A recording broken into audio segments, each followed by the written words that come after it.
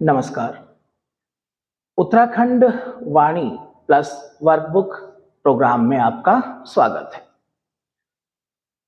अभी तक आप लोग उत्तराखंड इतिहास के जिन टॉपिक्स का अध्ययन कर चुके हैं, जो वीडियो आप देख चुके हैं, उसमें प्रागैतिहासिक काल, आद्य ऐतिहासिक काल, प्राचीन काल, मध्यकाल शामिल हैं, यानी कुल 4 वीडियो।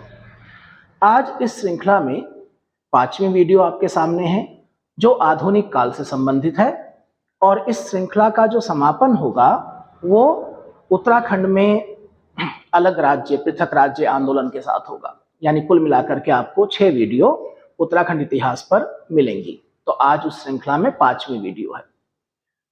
वाणी प्लस वर्कबुक कार्यक्रम, अब तक आप इससे अवगत हो चुके हैं अच्छे से। मुझे उम्मीद है आप लोगों ने वर्कबुक सॉल्व करी होगी, नोट्स बना लिए होंगे। एक नजर आधुनिक काल की वर्कबुक पर डाल लेते हैं। जितने भी महत्वपूर्ण प्रश्न वाणी में आधुनिक काल के हैं, वो सब हमने यहाँ पर लिखे हैं, और आपको इनके उत्तर वाणी में से देख करके लिखने हैं। और इस ब्लैंक वर्कबुक को आपको बचा करके रखना है, ताकि आप कभी भी बीच में अपनी तैयारी को जांच परख सकें, टेस्ट दे सकें। जो नए लोग हमारे चैनल से जुड़े हैं, उनको मैं बता दूं कि उत्तराखंड वाणी का एक कार्यक्रम है, और जहां पर इतिहास पढ़ाया गया है उत्तराखंड वाणी में, तो उसके 4 वीडियो पहले से पढ़े हुए हैं, उनकी वर्कबुक पड़ी हुई है। आप उनको देखें, वर्कबुक को हमारे टेलीग्राम चैनल पर जाकर के डाउनलोड करें, और फिर इसको अलग से एक कॉपी बनाएं और उसमें ये भरें। अधिकतर प्रश्न 1-2 शब्द में उनके उत्तर आ जाते हैं। कहीं कहीं आपके लिए 2-3 लाइनें छोड़ी गई हैं, तो वहां पर आपको थोड़ा ज्यादा लिखना होगा। कुल 100 प्रश्न आधुनिक काल से बनाए गए हैं। कुछ प्रश्नों के उपखंड भी हैं। तो ये 100 बहुत ही महत्वपूर्ण प्रश्न हैं आधुनिक काल से। तो ये वर्कबुक है, और ये वर्कबुक किसके अगेंस्ट में है? उत्तराखंड में आधुनिक काल के जो पेज हैं। तो आरंभ करते हैं। मध्यकाल में हम लोगों ने पढ़ा था कि कैसे गोरखाओं ने गढ़वाल और कुमाऊं क्षेत्र पर अपना नियंत्रण स्थापित कर लिया था। तो गोरखा नेपाल के निवासी थे। 1790 में कुमाऊं में, और फिर 14 साल के बाद 1804 में गढ़वाल पर इन्होंने अधिकार किया। और जैसे कि कोई भी विजित क्षेत्र शासित किया जाता है सेना के बल पर, उन्होंने भी सैनिक शासन की शुरुआत करी। नेपाल के जो तत्कालीन शासक थे रण बहादुर शाह, उन्होंने अपने गवर्नर के तौर पर, अपने प्रतिनिधि के तौर पर यहाँ पर एक सूबेदार नियुक्त कर दिया, जिसको कि सुब्बा कहा जाता था। कुमाऊं का प्रथम सुब्बा जोगमल शाह था। जो भी प्रथम और अंतिम होगा वो महत्वपूर्ण होगा। सुब्बा की सहायता के लिए कुछ अन्य अधिकारियों की नियुक्ति कर दी जाती थी, जैसे कि एक नायब सुब्बा जो कि न्याय व्यवस्था देखता था, काजी, और एक सैन्य अधिकारी जो उसका जूनियर होता था। लेकिन उत्तराखंड के लिए गोरखाओं का शासनकाल दुखद रहा। कुमाऊं और गढ़वाल पर क्रमशः 25 वर्ष और 10.5 वर्ष बहुत ही अन्याय और अत्याचारपूर्ण था, और इस अत्याचारी शासन को यहाँ की लोक भाषा में गोरखयाली कहा जाता है। अभी हम लोग सीमित हैं उत्तराखंड में, जो वाणी में जानकारी दी गई है, और प्रारंभिक परीक्षा के हिसाब से बहुत अच्छी जानकारी है। लेकिन उत्तराखंड के इतिहास के ऊपर अलग से भी मैं कुछ वीडियो डालूंगा, और वहां पर डिटेल जानकारी आपको दी जाएगी। तो जैसा यहाँ पर हमने बताया कि नेपाल के शासक ने अपना सुब्बा या सूबेदार यहाँ पर अपॉइंट कर दिया था। यहाँ पर आप देखिए, कुमाऊं के गोरखा सुब्बा या सूबेदार क्रमशः दिए गए हैं, और उनके कार्य दिए गए हैं। एक नजर आप इनके ऊपर डाल सकते हैं। और जो प्रथम जोगामल शाह और जो 13वें सुब्बा है, फ्रेजर साहब बहादुर, इनको देख सकते हैं। इसके अलावा जिनके समय में कुछ खास हुआ, जैसे जोगामल शाह के समय में पहला भूमि बंदोबस्त लागू किया गया, बीसी व्यवस्था। काजी नरसाह दूसरा सूबा, मंगलवार रात्रि कांड हुआ। तीसरा सूबा, अल्मोड़ा के ग्राम प्रधानों का सामूहिक नरसंहार कर दिया गया। छठा सूबा, ब्राह्मणों पर कुसही कर लगाया गया, बम शाह थे। अजब सिंह ख्वास सातवें सूबा थे, जिन्होंने ब्राह्मणों से भी बेगार एक प्रकार का कर था जो आपको शारीरिक श्रम के द्वारा देना पड़ता था। और जब कहा गया कि ब्राह्मण पूजनीय होते हैं, तो अजब सिंह ख्वास ने कहा कि ब्राह्मणों के पैर पूजे जाते हैं, सिर नहीं, इसलिए बोझ उनके सिर पर रखो। ऐसे ही रुद्रवीर शाह नौवें सूबा, जिसने टनकर नामक कर लगाया, तो इसको आप एक बार देख सकते हैं। यहां पर ये सब जानकारियां आपको मिली गई हैं। गोरखे बौद्ध और हिंदू दोनों धर्मों को मानते थे। दसाई, दशहरा के लिए जो शब्द इस्तेमाल किया गया है दसाई है। राजभाषा गोरखाली। अब जो उत्तराखंड में राजवंश है, उन्होंने क्या किया, तो आपको ध्यान होगा कि गढ़वाल नरेश प्रद्युमन शाह, अब गढ़वाल नरेश प्रद्युमन शाह का जब राज्य छिन गया था, तो उन्होंने अपने राज्य को पुनः पाने का प्रयास किया था। आपने मध्यकाल में पढ़ा था, खुड़बुड़ा मैदान आपको याद होगा।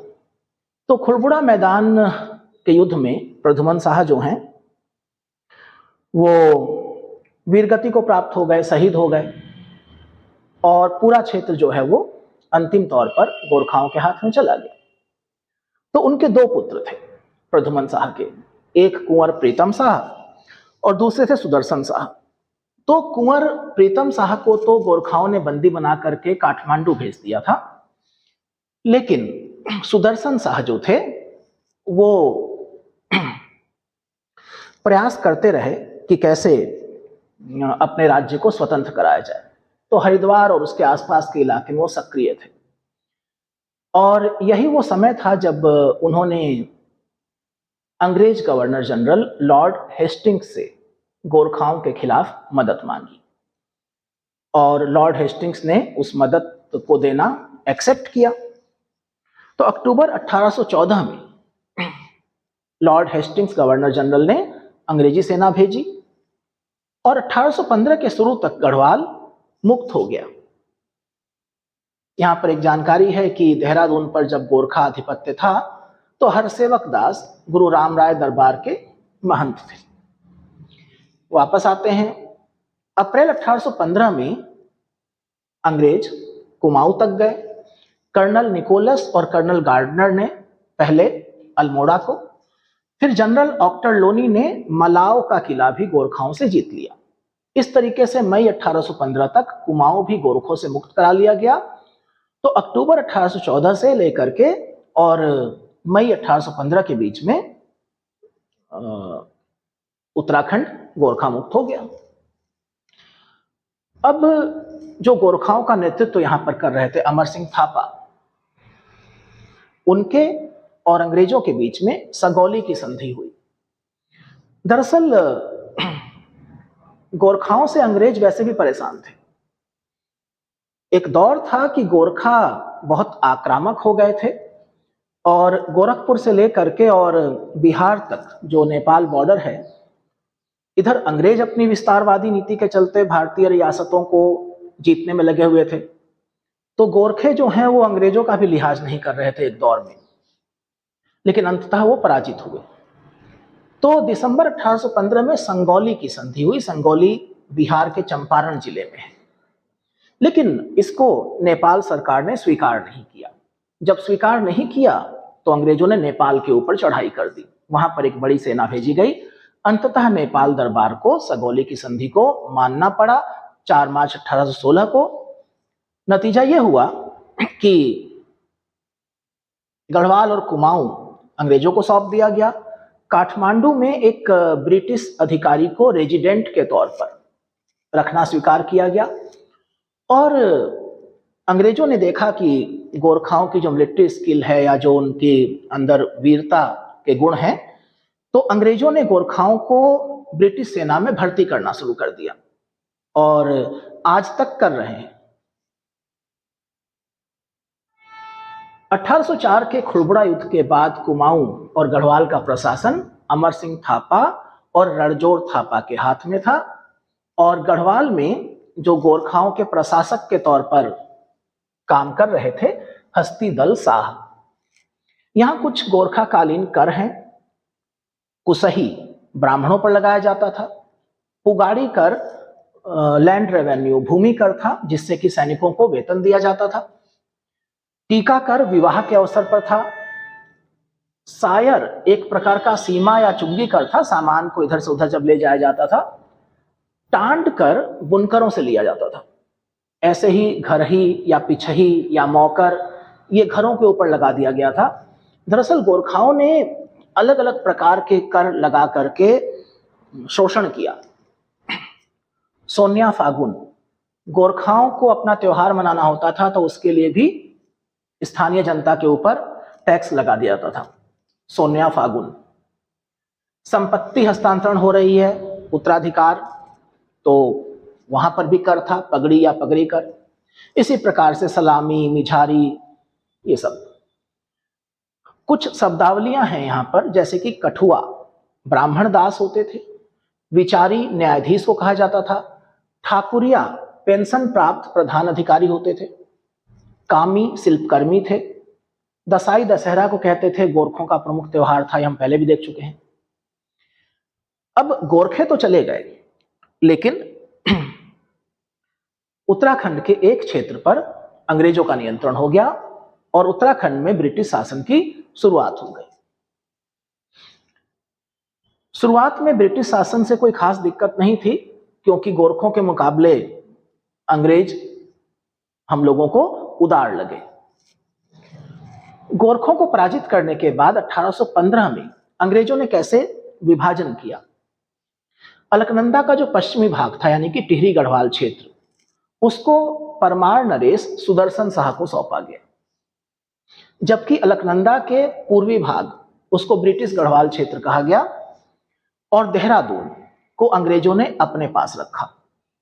देहरादून क्षेत्र को, जो उत्तर पूर्वी प्रांत था, उसके सहारनपुर जिले में शामिल कर दिया गया और ब्रिटिश गढ़वाल क्षेत्र को कुमाऊं कमिश्नरी में सम्मिलित करके एक नॉन रेगुलेशन, एक गैर विनियमित क्षेत्र के रूप में शासित करने के लिए एक कमिश्नर के अधीन रख दिया गया।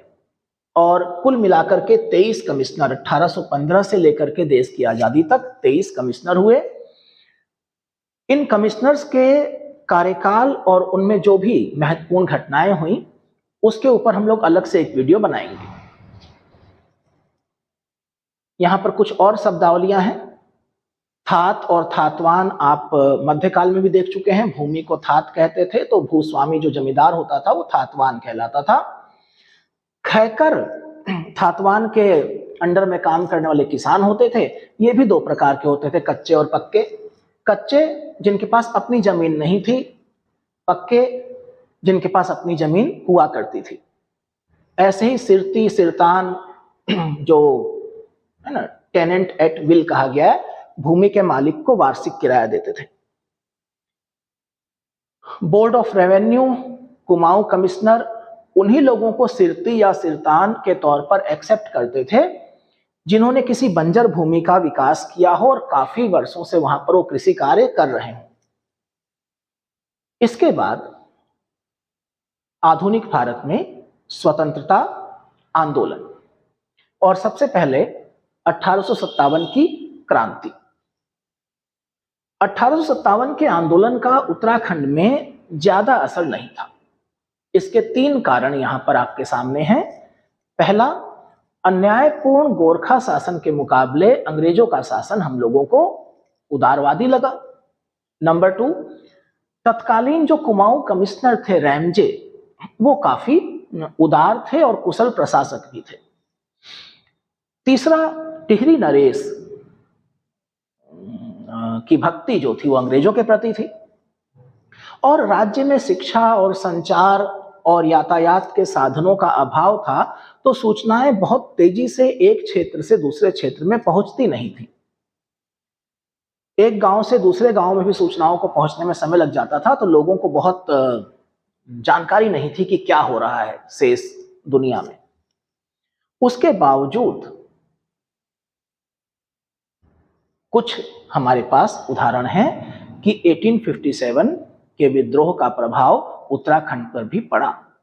तो कालू मेहरा को याद कर लीजिए। चंपावत जिले के बिसुंग लोहाघाट गांव के कालू सिंह मेहरा, उन्हें उत्तराखंड का प्रथम स्वतंत्रता संग्राम सेनानी होने का गौरव प्राप्त है। उन्होंने एक गुप्त संगठन बनाया, क्रांतिवीर, और अंग्रेजों के खिलाफ लोहा लिया। इसके अलावा तमाम अनाम लोग हल्द्वानी में 17 सितंबर 1857 उन्होंने उस पूरे शहर पर कब्जा कर लिया और अंग्रेजों को एक मिलिट्री एक्शन लेना पड़ा, सैनिक कार्रवाई करनी पड़ी और तमाम क्रांतिकारियों ने उसमें अपने प्राणों की आहुति दी। तो ये एक दो घटनाएं हैं जो 1857 के दौर में उत्तराखंड में घटित हुई। 1857 के बाद राज्य में आर्य समाज ने एक भूमिका निभाई। उत्तराखंड में राजनैतिक सामाजिक चेतना, पॉलिटिकल सोशल अवेयरनेस के लिए आर्य समाज और अन्य संगठनों ने जो यहाँ पर धार्मिक सामाजिक सुधार कार्यक्रम चलाए, जो शिक्षा का लोगों के बीच में प्रचार प्रसार किया, उससे लोगों में पॉलिटिकल अवेयरनेस क्रिएट हुई।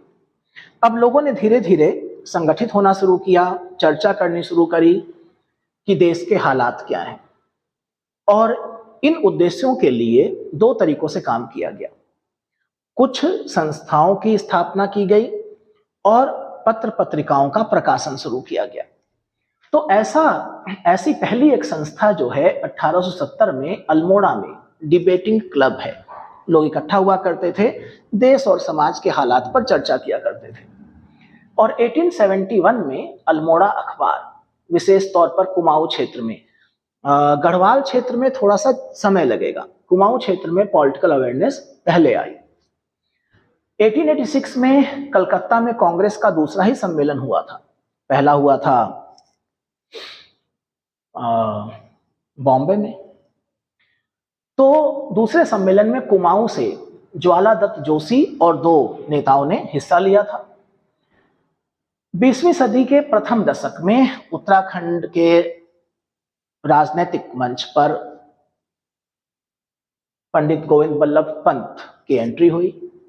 उन्होंने 1903 में हैप्पी क्लब नामक एक संस्था बनाई, जिसका उद्देश्य था लोगों के बीच में राजनैतिक चेतना का प्रचार प्रसार करना। बंगाल विभाजन का असर देखा गया, बहिष्कार आंदोलन का असर देखा गया, और 1911 से 1917 के बीच में ब्रिटिश सरकार की जो वन नीति थी, उसके खिलाफ जो जन आंदोलन चले, तो इसके ऊपर बाकायदा अलग से एक वीडियो डालने की जरूरत है। जब हम उत्तराखंड के इतिहास को डिटेल में पढ़ेंगे तो वेंडम कमेटी और वन पंचायत, इसी का प्रभाव मानिए आप। अंग्रेजों ने इस आंदोलन को नोटिस किया और इसके ऊपर काम भी किया। राज्य में राजनीतिक चेतना के प्रसार और आंदोलन को संगठित करने के लिए कुमाऊं क्षेत्र में अल्मोड़ा कांग्रेस का गठन किया गया 1912 में। 1914 में जब बाल गंगाधर तिलक और एनी बेसेंट ने पूना और मद्रास में, यानी कि आधुनिक चेन्नई में, होम रूल मूवमेंट स्टार्ट किया, तो उसका प्रभाव उत्तराखंड पर भी पड़ा। विक्टर मोहन जोशी, बद्रीनाथ पांडे, चिरंजी लाल और हेमचंद्र जैसे लोगों ने मिल करके यहाँ पर होम रूल लीग आंदोलन चलाया। जो भी लोगों के नाम आ रहे हैं, संस्थाओं के नाम आ रहे हैं, आपके लिए बहुत महत्वपूर्ण है। कभी कभी क्रम लगाने को भी आ जाएगा कि अल्मोड़ा कांग्रेस की स्थापना कब हुई, हैप्पी क्लब की स्थापना कब हुई, डिबेटिंग क्लब कब बना, होम रूल आंदोलन कब चला, और वो सिर्फ ये कहेगा कि इनको क्रम में लगा दीजिए। तो घटनाओं को जरा क्रमिक रूप में भी ध्यान रखिए, किसके बाद क्या हुआ। चूंकि ये जो बुक है ये फैक्ट की किताब है, तो इसमें उस तरीके से चीजें नहीं हैं कि किस वजह से क्या हुआ, तो फिर थोड़ा याद रखने में आप लोगों को दिक्कत हो सकती है। तो तरीका इसके दो हैं, इसको बार बार पढ़िए और जो वर्कबुक हमने बनाई है उसको सॉल्व कीजिए, उससे आपको चीजें याद करने में आसानी रहेगी। दक्षिण अफ्रीका से लौटने के बाद गांधी जी ने भारत का भ्रमण किया था, तो उसमें वो देहरादून भी आए थे 1916 में। उत्तराखंड राज्य की सामाजिक, आर्थिक, राजनैतिक, शैक्षणिक, यानी जिसको हम बोल सकते हैं ऑल एस्पेक्ट्स ऑफ लाइफ, जीवन के सभी पहलुओं पर बातचीत करने के लिए, समस्याओं पर विचार करने के लिए कुछ लोग इकट्ठे हुए। गोविंद वल्लभ पंत, हरगोविंद पंत, बद्रीदत्त पांडे, और इन्होंने कुमाऊं परिषद का गठन किया 1916 में। आगे चल के हम देखें, कुमाऊं परिषद कांग्रेस के साथ मिलकर काम करती रही, आगे चल करके वो उसका पार्ट बन जाएगी। आगे चल करके इस परिषद ने कुली बेगार, कुली उतार, जंगलात कानून, बंदोबस्त प्रणाली के साथ साथ स्वतंत्रता आंदोलन में भी महत्वपूर्ण भूमिका निभाई। रॉलेट एक्ट के विरोध में इन्होंने धरने प्रदर्शन दिए और 1926 में इसका विलय कांग्रेस में हो गया। गढ़वाल में 1918 में बैरिस्टर मुकुंदी लाल और अनुसुईया प्रसाद बहुगुणा के प्रयासों से गढ़वाल कांग्रेस कमेटी का गठन हुआ। इन दोनों नेताओं ने 1919 के अमृतसर कांग्रेस जो अधिवेशन हुआ था उसमें भी भाग लिया था। जून जुलाई 1929 गांधी और नेहरू दोनों ने उत्तराखंड का भ्रमण किया। हल्द्वानी, भवाली, ताड़ीखेत, अल्मोड़ा, बागेश्वर, कौसानी, इन जगहों पर वो रहे, कई सभाएं करी। बागेश्वर में स्वराज भवन का शिलान्यास किया। कौसानी में महात्मा गांधी 12 दिनों तक रहे और वहां पर उन्होंने अनासक्ति योग के नाम से गीता की भूमिका लिखी और यंग इंडिया और नवजीवन जो वो पत्र निकाला करते थे उनके लिए कुछ लेख लिखे। और कौसानी की जो सुंदरता उसको देख करके उन्होंने बोला कि ये भारत का स्विट्जरलैंड है। गढ़वाल क्षेत्र में भी उन्होंने कई सभाएं करी। 26 जनवरी 1930, तो इतिहास के विद्यार्थियों को पता है इस दिन का महत्व क्या है। जब कांग्रेस ने 1929 में प्रस्ताव पारित किया अपने वार्षिक अधिवेशन में, लाहौर अधिवेशन में, रावी नदी के किनारे, कि अब कांग्रेस का लक्ष्य भारत को आजादी दिलाना है, अब हम अंग्रेजों से होम रूल नहीं मांगेंगे, स्वराज नहीं मांगेंगे, अब तो हम पूर्ण स्वतंत्रता चाहते हैं, total independence from British rule. और वहीं पर तय किया गया कि प्रत्येक वर्ष 26 जनवरी को भारतीय अपना स्वतंत्रता दिवस मनाएंगे। तो इस प्रकार का पहला स्वतंत्रता दिवस 26 जनवरी 1930 को मनाना तय हुआ। पूरे भारत में उसको मनाया गया, उत्तराखंड में भी मनाया गया। टिहरी रियासत को छोड़कर पूरे उत्तराखंड में जगह जगह पर तिरंगा फहराया गया और सविनय अवज्ञा आंदोलन की शुरुआत हुई। तो साबरमती से दांडी तक महात्मा गांधी के साथ जो 78 सत्याग्रही गए थे, महात्मा गांधी के चुने हुए लोग, उसमें 3 उत्तराखंड के भी लोग थे, ज्योतिराम कांडपाल, भैरव दत्त जोशी और गोरखा वीर खड़क बहादुर। तीनों नाम बहुत महत्वपूर्ण हैं। ब्रिटिश गढ़वाल में दुगड्डा पूरे स्वतंत्रता संघर्ष में बहुत प्रसिद्ध है। पहला राजनीतिक आंदोलन दुगड्डा में हुआ और यहां पर धनीराम मिश्र का राष्ट्रीय होटल राष्ट्रवादी नेताओं का अड्डा बन गया था। 1930 को पेशावर में 2x18 गढ़वाल राइफल्स, और कौन इससे परिचित नहीं है, चंद सिंह गढ़वाली, पेशावर कांड कहा जाता है।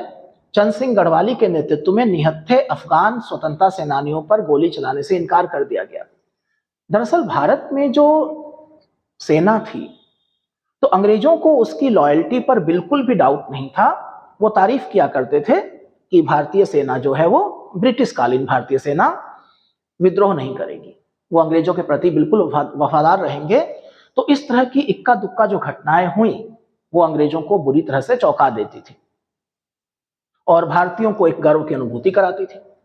तो पेशावर कांड परीक्षाओं में कई बार पूछा गया है। 2x18 गढ़वाल राइफल्स याद रखिए, चंद्र सिंह गढ़वाली याद रखिए, पेशावर कांड याद रखिए और तिथि 23 अप्रैल 1930। पेशावर कांड से मोतीलाल नेहरू बहुत प्रभावित हुए और उन्होंने कहा कि हमें तो इस दिन को पूरे देश में गढ़वाल दिवस के तौर पर मनाना चाहिए। 1930 गाडोदिया स्टोर डकैती कांड, भवानी सिंह का नाम याद रखिए। सोमेश्वर अल्मोड़ा के नजदीक चनौदा में 1937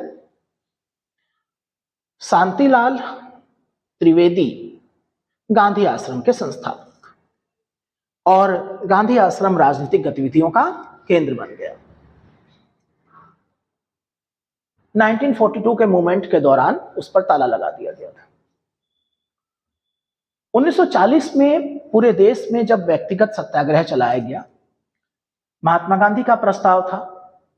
दरअसल कांग्रेस, चूंकि सेकेंड वर्ल्ड वॉर शुरू हो चुकी थी, तो कांग्रेस के अंदर थोड़ा सा विरोधाभास था कि क्या इस समय हमें ब्रिटिश राज के खिलाफ कोई बड़ा आंदोलन चलाना चाहिए। तो ये तय हुआ कि चलो अभी व्यक्तिगत सत्याग्रह, इंडिविजुअल काम करते हैं, छोटे स्तर पर विरोध करते हैं। तो 17 अक्टूबर 1940 को महाराष्ट्र के पवनार आश्रम से विनोबा भावे ने शुरुआत करी। वो पहले सत्याग्रही थे, जवाहरलाल नेहरू दूसरे सत्याग्रही थे और ब्रह्मदत्त तीसरे सत्याग्रही थे।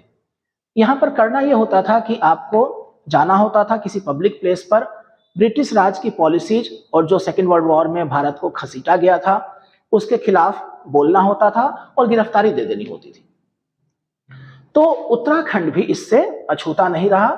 जगमोहन सिंह नेगी राज्य के प्रथम व्यक्तिगत सत्याग्रही थे। भागीरथी देवी स्वयं को व्यक्तिगत सत्याग्रही घोषित करने वाली राज्य की प्रथम महिला थी। यहां पर एक पॉइंट है कि दुर्गादत्त जोशी कुमाऊं क्षेत्र के पहले व्यक्तिगत सत्याग्रही थे। उन्होंने टाडा, उज्जैन, काशीपुर में व्यक्तिगत सत्याग्रह में भाग लिया। एसडीएम काशीपुर ने उनको 1 साल की सजा और 25 रुपए का जुर्माना लगाया उस जमाने में। ब्रिटिश गढ़वाल में व्यक्तिगत सत्याग्रह के लिए एक सम्मेलन कोटद्वार के डाडा मंडी में हुआ और कुमाऊं में व्यक्तिगत सत्याग्रह के नायक का दर्जा दिया जाता है प्रताप सिंह नेगी को, और अनुसुईया प्रसाद बहुगुणा चमोली में व्यक्तिगत सत्याग्रह के संचालक थे। अब यहां पर देखिए, कंफ्यूज नहीं होना है। यहां पर हमें उत्तराखंड में व्यक्तिगत सत्याग्रह के संदर्भ में कई नाम मिल रहे हैं। जगमोहन सिंह नेगी राज्य के प्रथम सत्याग्रही, भागीरथी देवी उन्होंने स्वयं को घोषित कर दिया कि मैं व्यक्तिगत सत्याग्रही हूं।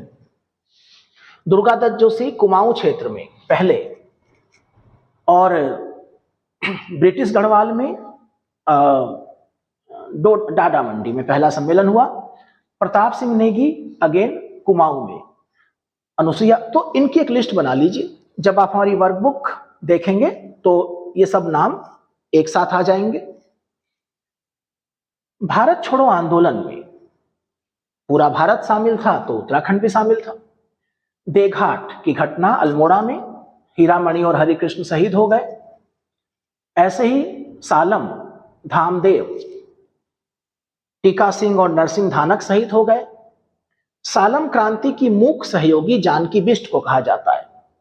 उन्होंने अपने घर में सभाओं का आयोजन कराया। ऐसे ही सल्ट तो बहुत ही महत्वपूर्ण है। 1942 में खुमाड़, जो कि सल्ट कांग्रेस का मुख्यालय था, वहां पर पुलिस ने गोलियां चलाई। गंगाराम और खीमा देव, 2 सगे भाई शहीद हो गए। कई लोग घायल हुए। चूड़ामणि और बहादुर सिंह कुछ दिन बाद शहीद हो गए वो भी। तो सल्ट क्षेत्र की जो भूमिका है 1942 के आंदोलन में, उसकी वजह से महात्मा गांधी ने इसको कुमाऊं का बारदोली कहा है। आज भी खुमाड़ में 5 सितंबर को शहीद स्मृति दिवस मनाया जाता है। नैनीताल, चमोली, तमाम जगहों पर ब्रिटिश जो प्रतीक थे, डाक बंगले थे, डाकघर थे, सरकारी इमारतें थी, उनको जला दिया गया। सिलांगी गढ़वाल, वहां पर सदानंद कुकरेती ने राष्ट्रीय विद्यालय की स्थापना करी और ताड़ी खेत में प्रेम विद्यालय की स्थापना देवकी नंदन पांडे और भागीरथ पांडे ने करी। तो लोगों ने अपने अपने तरीके से फ्रीडम स्ट्रगल में योगदान दिया और इसमें उत्तराखंड की महिलाएं भी पीछे नहीं रहीं। आपको प्रत्येक नाम को ध्यान से देखना होगा। कुंती वर्मा, पद्मा जोशी, कुंता देवी रावत, दुर्गावती पंत, भागीरथी देवी वर्मा, तुलसी देवी रावत, भिवेड़ी देवी, भक्ति देवी, भागुली देवी, जानकी देवी, मंगला देवी, रेवती देवी और शकुंतला देवी। जो भी नाम यहां पर महिलाओं का आ रहा है सब बहुत महत्वपूर्ण है। बिस्नी देवी शाह के नेतृत्व में कुंती वर्मा, जीवंती, मंगला और रेवती और भी बहुत सारी महिलाएं थीं। उन्होंने अल्मोड़ा के नगरपालिका भवन पर तिरंगा झंडा फहरा दिया था।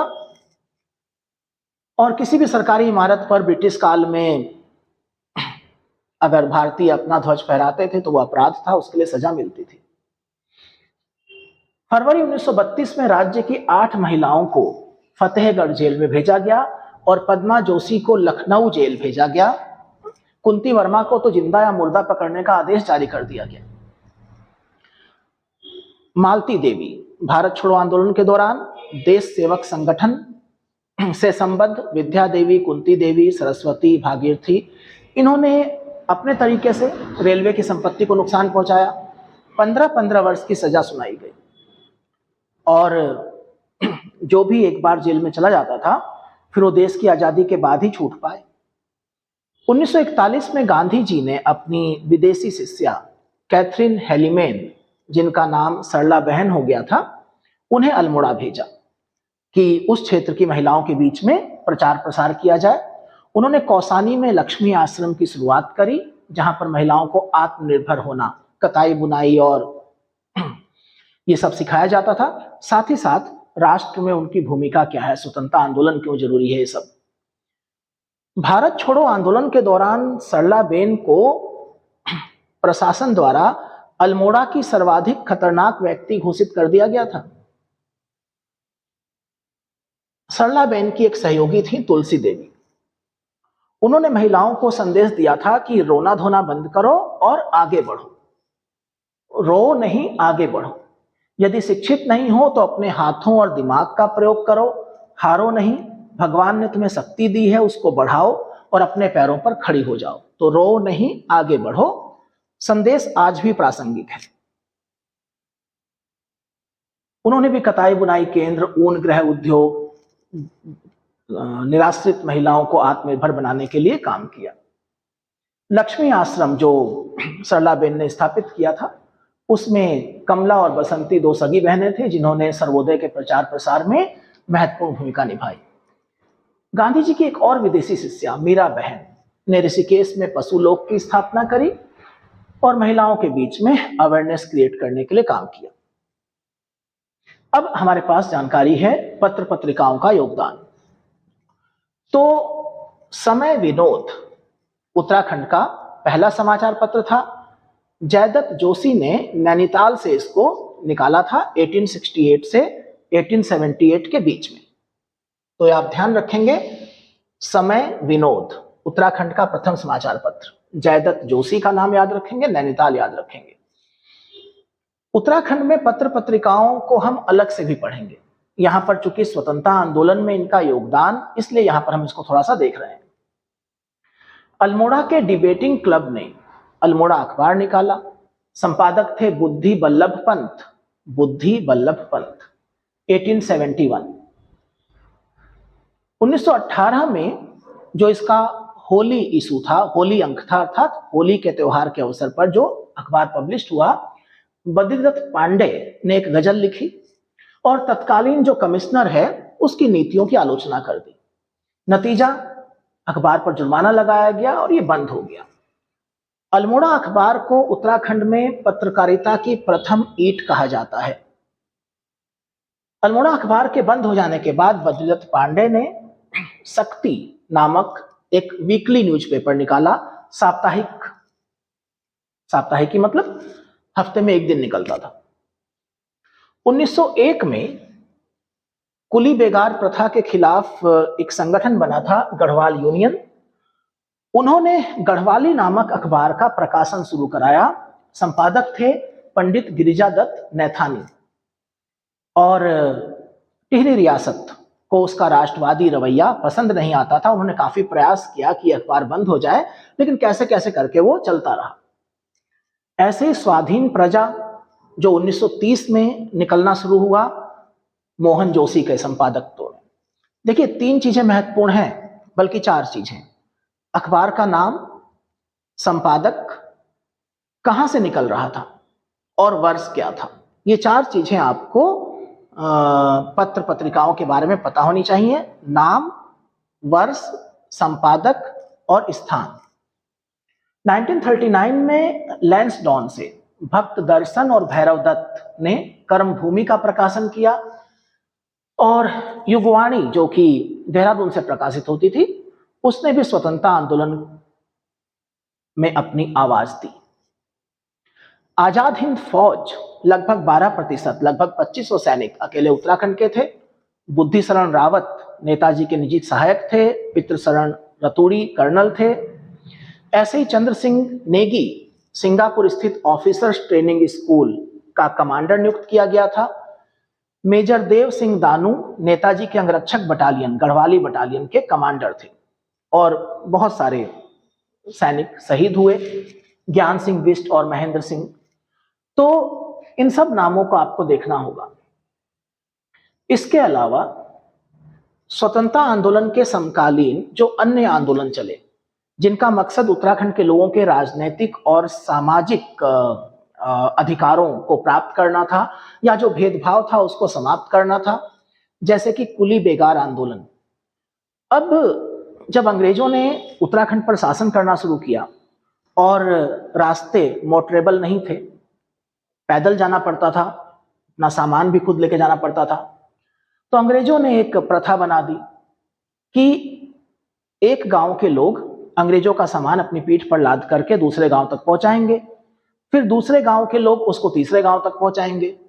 और इसके लिए गांव के मुखिया को एक रजिस्टर बनाने को कह दिया गया जिसको बेगार रजिस्टर कहते थे। उसमें नाम होते थे सबके कि कौन कौन इस बार सेवा देगा। तो ये न सिर्फ भेदभावपूर्ण था बल्कि ये अपमानजनक भी था। तो इसके खिलाफ सबसे पहले अल्मोड़ा के खव्याड़ी गांव में लोगों ने विरोध किया। आंदोलन की शुरुआत खव्याड़ी गांव से हुई और 13-14 जनवरी 1921 बागेश्वर में सरयू नदी के किनारे एक बड़ा गैदरिंग थी। मेले का समय था, उत्तरायणी मेला। तो बद्रीदत्त पांडे, हरगोविंद पंत और चिरंजी लाल के नेतृत्व में लगभग 40,000 लोगों ने सरयू नदी में बेगार रजिस्टर बहा दिए और यहीं से इस कुप्रथा का अंत हुआ। हम इसको अलग से भी पढ़ेंगे।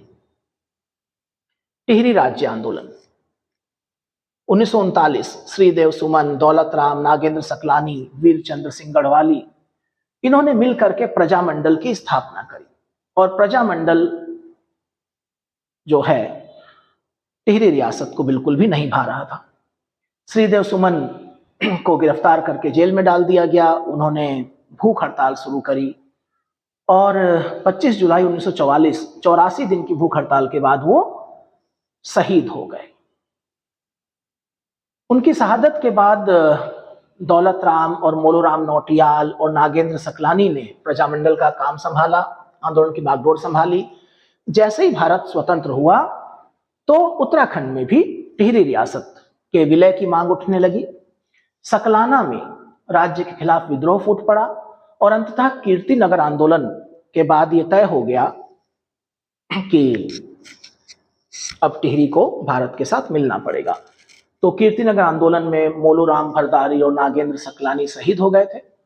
तो तत्कालीन टिहरी नरेश राजा मानवेंद्र शाह ने 1949 में विलीनीकरण प्रपत्र पर हस्ताक्षर कर दिए।